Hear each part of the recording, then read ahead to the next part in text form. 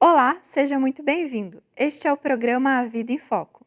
A sociedade tem muitas perguntas. O Espiritismo tem respostas para os desafios da existência humana. Nosso programa levará você a refletir sobre as questões profundas que a vida nos propõe.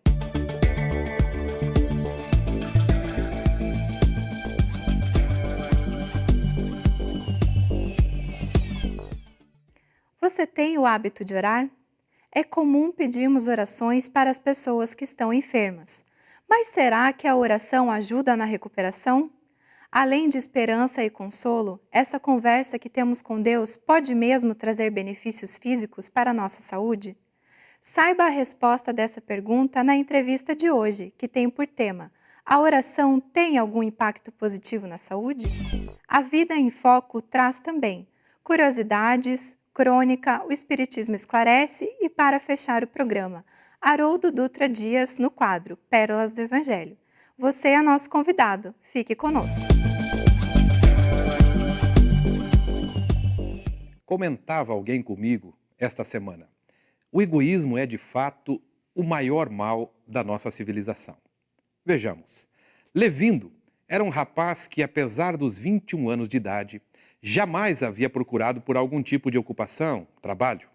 A mãezinha, por causa disso, estava triste e preocupada. Desperdiçava o seu tempo e só conseguiu se alfabetizar graças a um enorme esforço dela.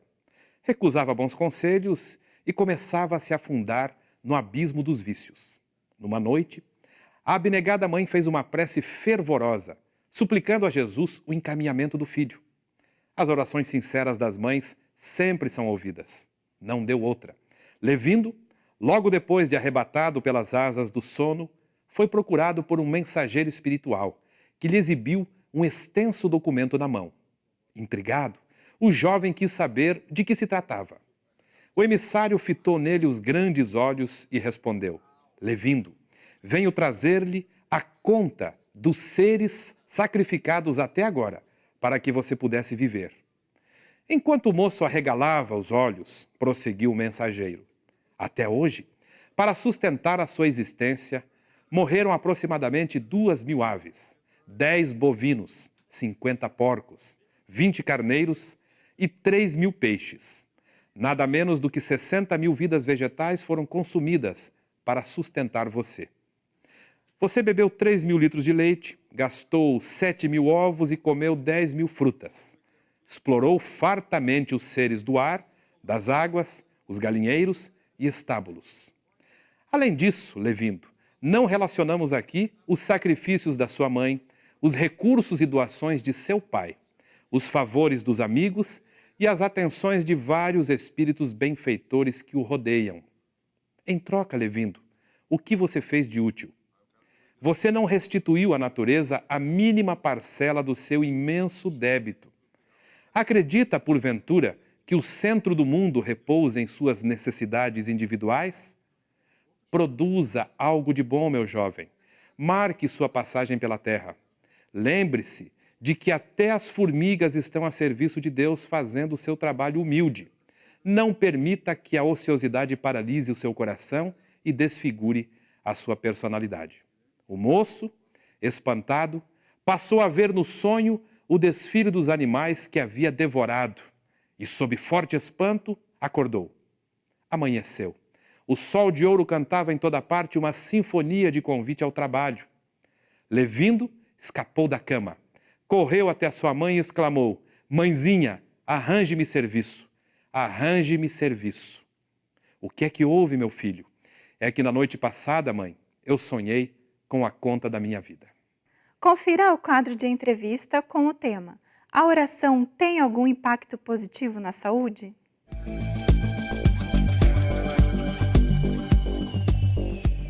É bom estarmos juntos mais uma vez. Hoje, com a nossa entrevista, falando sobre os efeitos da prece sobre a saúde, Dr. Marcelo Garcia Collin. Olá, Marcelo, tudo bem? Tudo bem, tudo bem. Olá aos nossos espectadores. Exatamente. Marcelo, há algo que a ciência possa afirmar dos efeitos da prece sobre o corpo? Aí você fez a pergunta correta. Nós estamos falando sobre o que a ciência afirma como um todo. Porque, por mais surpreendente que possa parecer essa minha afirmação, num primeiro momento, quando a gente olha os efeitos da prece sobre a saúde especificamente, nós vamos olhar um estudo. Entramos lá no site de busca efeitos da oração sobre a saúde. A resposta é nenhum efeito. Não tem estudos acerca desse assunto, Marcelo? Que Existem- comprovem o efeito da prece? Vê que interessante, existem muitos estudos a respeito e o resultado que eles dão frequentemente é que não faz diferença para a saúde de uma pessoa se ela ora ou não. Mas daí nós temos que entender um pouco o que esses estudos estão perguntando, Então, o que eles estão vendo. Explique pra gente, Então, porque há uma ideia de que efetivamente a prece ela gere benefícios para quem ora. Exatamente, a intuição diz isso para Sim. nós, né? Que orar faz bem para a nossa saúde. Mas então vamos entender como é que eles fazem os estudos científicos. Então eu pego assim um grupo de 5.000 pessoas, acompanho elas durante 10 anos. Vejo se elas tiveram câncer, vejo se elas tiveram infarto, vejo se elas têm problema no estômago.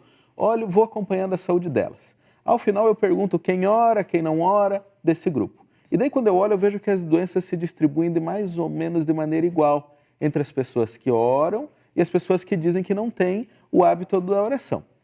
Mas isso me levou a pensar, eu como pessoa religiosa e também estudioso da saúde, mas será possível que a saúde não faça, que a oração não faça nenhum efeito sobre a saúde? E daí eu fui ler algumas coisas muito interessantes. Por exemplo, que a pessoa ter esperança com relação ao futuro dá muito impacto na saúde. De fato, tem um estudo muito curioso de um chinês chamado Pong, que atua nos Estados Unidos, Sim. que olhou pessoas que sofreram infarto agudo do miocárdio. E eles viram que a chance de uma pessoa infartar tem tanto a ver com a saúde dela nos parâmetros habituais. O que a gente vê normalmente? Como é que anda a pressão, como é que anda a diabetes, como com o sentimento de ter esperança com relação ao futuro. O que o Pong viu? Que se a pessoa se sentisse desesperançosa, sabe aquele momento que a pessoa não está se sentindo bem, está achando que as coisas não dão certo na vida, a chance dela ter um infarto é tão grande quanto se ela tivesse a pressão descontrolada, a diabetes descontrolada, quando se ela tivesse esses parâmetros de saúde descontrolados. E daí é claro que isso me levou a pensar um pouquinho, porque eu sou uma pessoa que orienta as pessoas a orarem. Perfeitamente. Porque esperança tem alguma coisa a ver diferentemente do que das reações orgânicas de maneira geral. Perfeito. E a gente tem que pensar assim, por que a oração das pessoas não está deixando elas esperançosas, então? É isso que eu fiquei pensando comigo. Que tipo de oração as pessoas dizem que fazem, se isso não dá a elas mais esperança com relação ao futuro? A impressão que eu tenho é que muitos de nós oramos quando as coisas estão bem, quando está tudo bem. Então é fácil a gente dizer que a gente é religioso, que a gente acredita em Deus, que a gente tem fé, quando as coisas estão indo bem. E daí a gente entra numa oração que tem muito mais a ver com mecanicismo do que com um movimento de sentimentos. Então, que eles viram que o que mais impacta na saúde são os sentimentos que a gente consegue desenvolver nos nossos hábitos. Mas não seria um contrassenso, porque, em tese, o que se imagina é que a oração levaria ao despertamento desses sentimentos, dessas emoções melhoradas. Então, a gente não poderia concluir que a oração, ela efetivamente gera resultados positivos para o campo da saúde? Não- Perfeito. Isso é uma extrapolação. E eu acho que essa Extrapolação, né? extrapolação, cientificamente falando, ela é muito válida. Mas daí nós precisamos entender como é que a oração vai gerar esse sentimento de esperança, esse sentimento de fé, essa atitude positiva diante das dificuldades. Então nós não estamos falando aqui de uma oração que é uma oração qualquer. Se eu pegar ok. uma prece que está escrita e ficar repetindo ela interminantemente, sem buscar entender as palavras, sem botar nenhum sentimento, essa oração não faz efeito sobre a minha saúde. Uma mera repetição de alguma coisa não faz. Então eu tenho que entender que para que eu consiga efeitos positivos, a minha prece tem que me permitir dar esses passos na direção de um sentimento mais elevado. Tem que alimentar isso em mim. Simplificando o seu esclarecimento, então, é dar qualidade para o pensamento, é colocar emoção, é isto, Marcelo? Isso é um verbo, assim, um lema que a gente usa muito. O importante não é orar muito, é orar bem. O importante não é a quantidade ou a beleza das palavras que a gente põe, mas os sentimentos que elas movimentam dentro de nós. Frequentemente, por isso que Jesus falava das crianças, por exemplo, né? Veja as crianças, porque elas põem tudo sentimento no que elas falam, elas não estão fazendo por uma formalidade. Então a oração não depende de forma, ela depende de fundo, de conteúdo para trazer, daí sim traz saúde. Marcelo, a gente está falando da oração em benefício próprio. E orar em benefício dos outros? O mecanismo é o mesmo, o efeito é diferente, o efeito é o mesmo. Como é que a medicina vê esse processo quando a gente se movimenta em relação a outras criaturas? Porque é natural que a gente tenha as demandas próprias, metabolize as emoções de acordo com as nossas necessidades ou, eventualmente, até por conta das nossas enfermidades. Mas para os outros? O termo prece intercessória também foi criado como um termo médico nesse sentido. É um tipo de terapia, fazer uma prece intercessória em favor de alguém. Existem alguns estudos que tentaram abordar a prece intercessória, com resultados assim, não são, digamos, de um rigor técnico-científico alto, mas uns resultados interessantes. Então eles pegaram num departamento de Michigan, um departamento de emergência de Michigan, e fizeram o seguinte: eles pegaram os prontuários das pessoas e aleatoriamente colocaram para um grupo que estava sentado orando por aquelas pessoas. E daí foram ver qual o resultado que a prece poderia dar por essas pessoas. E eles viram que as pessoas cujos prontuários iam para o grupo de oração, aquele grupo que tinha o hábito de fazer esse trabalho, que no centro espírita é chamado de trabalho de irradiação, frequentemente, as pessoas que recebiam essas orações, elas requeriam menos remédio para a dor. Então, para controlar a dor delas, não precisava tanta medicação quanto para aquelas pessoas que não recebiam oração. Passavam menos dias hospitalizadas e tinham menos incidência de infecção na saída do hospital, infecção hospitalar. Então, são resultados bastante robustos. Né? E agora, era um grupo que era um grupo dado à oração, era um grupo de religiosos que conseguia mobilizar sentimentos. Então, esses sentimentos, acho que é correto a gente pensar, que não faziam bem só para eles, mas eram capazes de ser transferidos aos demais. Muito bem. Vamos para um rápido intervalo, continue conosco e retornamos em seguida na entrevista com Marcelo Colling.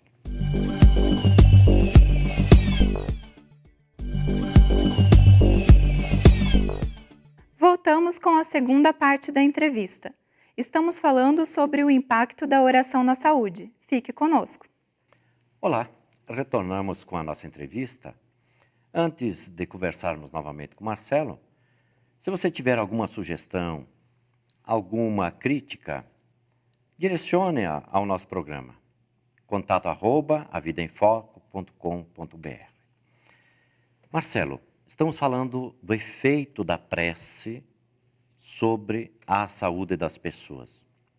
O Espiritismo, o que é que ele orienta? Ele diz que a prece é salutar? Qual é a posição da doutrina espírita acerca dessa questão? Como todas as religiões, o Espiritismo também recomenda a oração como esse meio de nós nos conectarmos ao Criador. O Espiritismo entende, é claro, que nós estamos todos num sistema universal, que existem pessoas que estão acima, ajudando-nos nesse processo, e a oração é uma maneira de nos conectarmos com eles. Seriam os espíritos, é isso?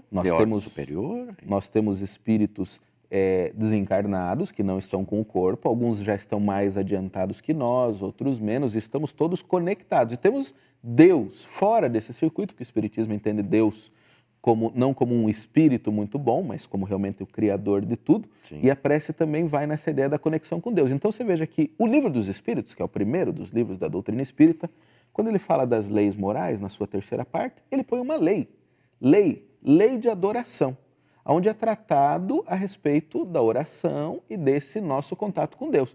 Porque a gente está reforçando um pouco isso, que algumas pessoas acham que o Espiritismo não recomenda a oração, que o Espiritismo dá as costas à oração, porque a lógica não permite essa relação com a oração. Não, a oração pode ter tudo a ver com a lógica, sim, o pensamento, a racionalidade, conforme a doutrina pressupõe. Agora veja que legal, uma mensagem de Joana de Ângeles.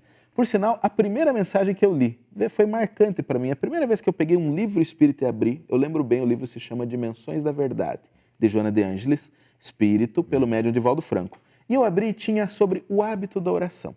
E ela dizia assim: faz da oração um hábito na tua vida. E quando já tiverdes a oração como um hábito na tua vida, aí o que ela diz? Ora mais ainda. Nossa. De modo que enquanto você não estiver concentrado em alguma coisa, tentando resolver um problema específico, você naturalmente busque esse sentimento de oração, esse estado de conexão com a espiritualidade maior. Então, orar não tem limite, né? Nós devemos orar muito, orar bem e buscar adquirir esse hábito. O Espiritismo nos recomenda que diariamente nos esforcemos para orar mais e melhor. A partir disso, a gente pode concluir, então, que a prece tem alguma função na vida das criaturas, Marcelo? Sem dúvida. Sob a ótica da doutrina espírita. Sim, olhando, a prece é esse nosso momento do contato com o Criador. Esse é o momento em que nós abrimos as portas do nosso coração e deixamos-nos inundar desse sentimento. Você vê que a prece, ela é talvez a quintessência mesmo, a coisa mais sutil da vida religiosa de uma pessoa. É a hora, porque religião é aquela ideia do religare, né? que pressupõe que nós vamos nos conectar com Deus. E é o momento da prece, talvez o momento mais sublime na vida religiosa, nessa nossa vida espiritual. Então a oração é essa hora de nos conectarmos a um manancial infinito de energia. Eu costumo falar para as pessoas, inclusive para os meus pacientes no consultório, que nós não temos como superestimar os efeitos da oração. Né? Tudo que a gente pense da oração, a oração pode ser isso e pode ser mais. Porque a oração nos abre aí diante um universo de possibilidades. Tem um persa chamado Sufis Ferdussis que dizia que nós somos como pessoas que morremos de fome à beira de armazéns, porque nós não sabemos como abrir as portas dos armazéns. E a oração que nos permite abrir essas portas e nos refazermos energeticamente o tempo todo. Então, Marcelo, diante disso que você está nos falando, o que é que a gente busca na prece? Pedir? A gente nunca esquece de pedir. Né? Quando as coisas estão apertadas, a gente lembra até de orar. Aí eu lembro de orar. Quando a coisa está complicada, meu Deus, me ajude a solucionar essa minha situação. Mas a prece, é claro que pedir faz parte da oração. E o que pedir? O que pedir é um desafio, porque muitas pessoas querem pedir para ganhar na Mega Sena, querem pedir para arrumar um namorado, querem pedir para passar no vestibular. Não que não possa pedir essas coisas, porque faz parte o pedir. Mas a gente vai aprendendo com o tempo o que pedir, porque a gente não pode pedir para que as coisas sejam resolvidas por nós.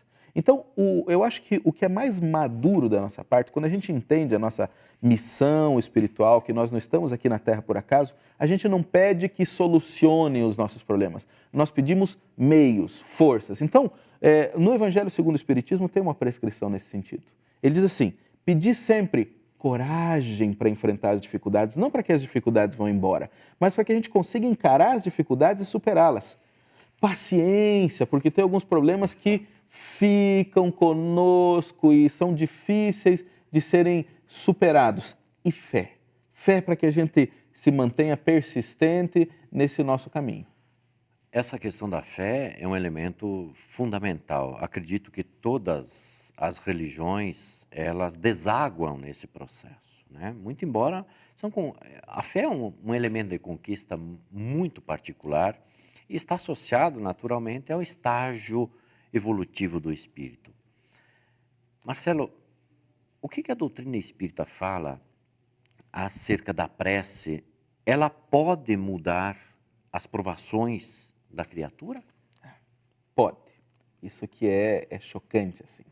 Nós chegamos na vida normalmente com uma programação. Todos temos uma programação e conforme a gente vai caminhando na nossa vida, a gente vai fazendo pequenos ajustes na nossa programação. E sim, uma prece feita com unção, uma prece feita com devoção, uma prece feita com entrega, é capaz inclusive de mudar o curso e às vezes até reformular todo um planejamento. Porque existe um planejamento, mas não há inflexibilidade da parte da providência divina nesse sentido. Então, no momento de prece, na hora que a gente se entrega mesmo, se oferece, se coloca à disposição, às vezes as coisas mudam. Até a nossa própria desencarnação poderia já estar programada. Mas no momento, com uma prece, com uma entrega da nossa parte, o nosso reafirmar de um compromisso pode fazer até que nós recebamos extensões no próprio tempo de vida. Então, você me pergunta se a prece é capaz de trazer saúde? A prece é capaz, de fato, de prolongar a nossa vida. Por isso que nós temos que fazer, você dizia da relação da prece com a fé, a prece é um exercício de fé. É na prece que a gente exercita a nossa fé. É claro que quando a gente não tem muito hábito, a prece pode parecer uma coisa um pouco artificial naquele momento. Às vezes a gente até tem que decorar algumas palavras para ir ganhando um pouco de intimidade. Com o passar do tempo, aquilo vai se tornando uma coisa natural na nossa vida. Mas não é só para pedir. Eu preciso fazer esse adendo. A prece deve ser também uma fonte para nós de gratidão. Nós devemos agradecer a Deus quantas coisas que nós temos. E a prece também pode ser de louvor. É o momento que a gente se entrega, se coloca aos pés de Deus e diz: Deus, se você quer essas coisas para mim, que se faça a sua vontade e não a minha. Eu acho que essa é a prece mais madura espiritualmente que a gente possa fazer. Tudo bem, Marcelo. Chegamos ao término da nossa conversa aqui. Continue conosco. Ótima semana. Muita paz para você. Você tem dúvidas sobre os desafios da existência humana? Então acompanhe o nosso quadro, O Espiritismo Esclarece. Miruna Kawashita, de Londrina, Paraná. Que profecias confirmam que o Espiritismo é o Consolador prometido por Jesus? Miruna, inicialmente, temos que lembrar que João foi o único evangelista que se preocupou em anotar as promessas do Senhor, como lá consta nos capítulos 14, 15 e 16. Que o Consolador viria para ficar eternamente, esclarecendo-nos o que ele não pôde à época por falta de condições científicas, tecnológicas, por falta de uma cultura que pudesse nos fazer entender melhor os seus ensinamentos. Mas ele projetou para o futuro, dizendo que viria o Espírito de verdade, o Paracleto divino. Essa é uma profecia incontestável e que então o Consolador ficaria eternamente conosco. Assim, aí está o Espiritismo, caminhando para 2 séculos e cada vez mais apoiado pelo que a ciência nos traz modernamente. Uma outra profecia que nós temos que considerar é do mais importante, assim considerado, profeta de todos os tempos, Nostradamus. Quando ele, na sua Centúria 46, ele diz claramente algo de extraordinário, às vezes até para muitos indecifrável, mas que nós entendemos. Diz ele lá, nessa Centúria 46, que dos céus da cidade de Plancos, estrelas brilhantes viriam trazer novidades para a humanidade. Quando a gente sabe que Plancos foi o Munatius Plancos que fundou a cidade de Lyon, significa dizer que da cidade de Lyon viriam novidades libertadoras para as nossas almas. E é exatamente o berço físico do nosso codificador, de Allan Kardec. Vejam que coisa extraordinária. Essas estrelas brilhantes, fixas, como ele fala, são os benfeitores espirituais. E estrela está no céu. E assim a gente entende que do céu viriam os benfeitores para nos trazer essas revelações libertadoras. Uma outra profecia muito importante é do mais notável profeta de todos os tempos nos Estados Unidos, o Andrew Jackson Davis, quando no seu livro Princípios da Natureza, editado em 1847, ele diz claramente que viria uma nova religião dos espíritos para definitivamente mudar a caminhada da humanidade. 10 anos depois, edita-se o Livro dos Espíritos, a 18 de abril de 1857. Vejam, são 3 profecias de marcante importância, que confirma assim definitivamente que a doutrina veio porque estava programado do alto para que nós, aqui embaixo, pudéssemos viver em paz como desejamos. Acompanhe conosco, na presença do especialista Haroldo Dutra Dias, o quadro Pérolas do Evangelho. Olá, pessoal! Bem-vindos a mais um episódio do programa Pérolas do Evangelho. No episódio de hoje, nós falaremos sobre o monoteísmo bíblico. Nós sabemos que o Velho Testamento foi escrito por judeus, por pessoas do povo hebreu, profetas, escribas, sacerdotes, pessoas encarregadas de transmitir uma mensagem de fé, de esperança no Deus único. Mas em que consiste o monoteísmo do povo judaico? Hoje, na nossa cultura extremamente visual, em que nós só conseguimos entender um assunto quando nos mostram uma imagem, uma gravura, uma foto, é difícil compreender o monoteísmo de 3.000 anos atrás. O monoteísmo do povo judeu é bastante abstrato para a época.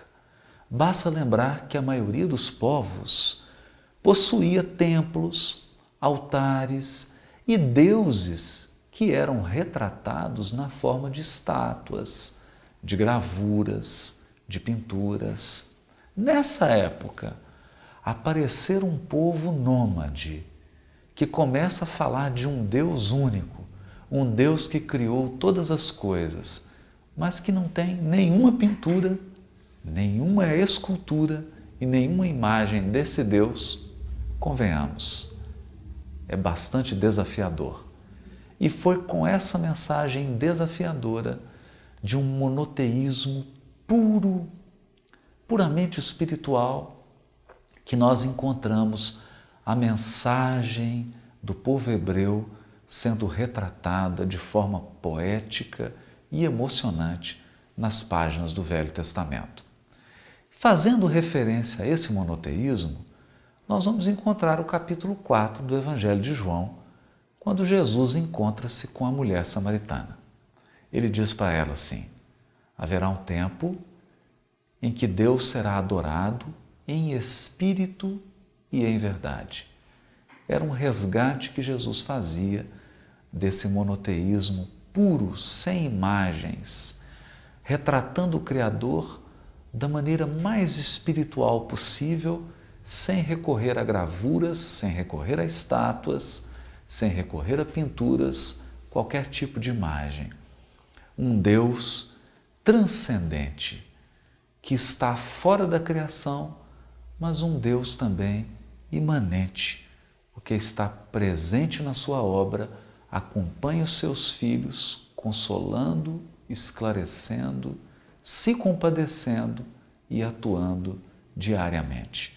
Esse é o monoteísmo bíblico e é sobre esse tema que nós temos que meditar para entender algumas lições fundamentais, sobretudo lições do Evangelho.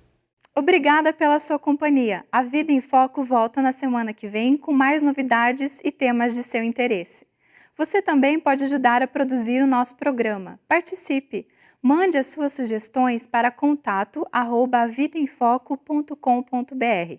Curta também a nossa página no Facebook, A Vida em Foco. Esperamos você. Uma ótima semana!